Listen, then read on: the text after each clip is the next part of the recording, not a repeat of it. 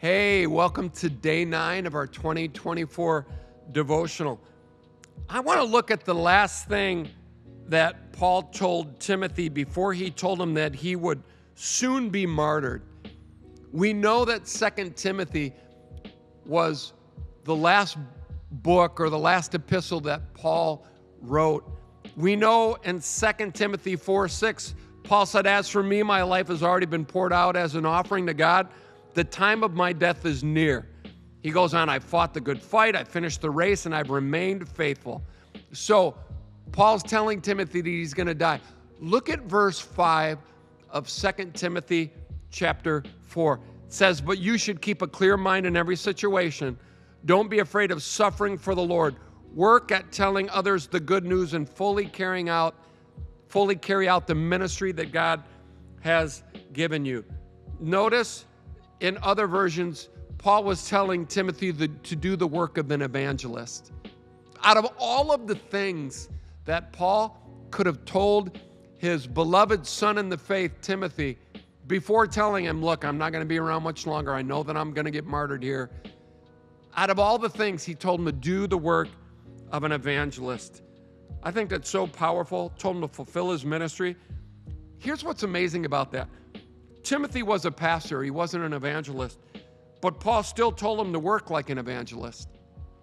We know that Timothy pastored the largest underground church in the New Testament. I've heard estimates from Bible teachers like Rick Renner that it could have been upwards of over 100,000 people underground.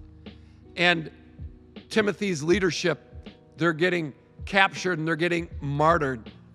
And yet Paul's trying to encourage him by saying, "Even I am not going to be around much longer, my son Timothy, my beloved son Timothy," he would call him.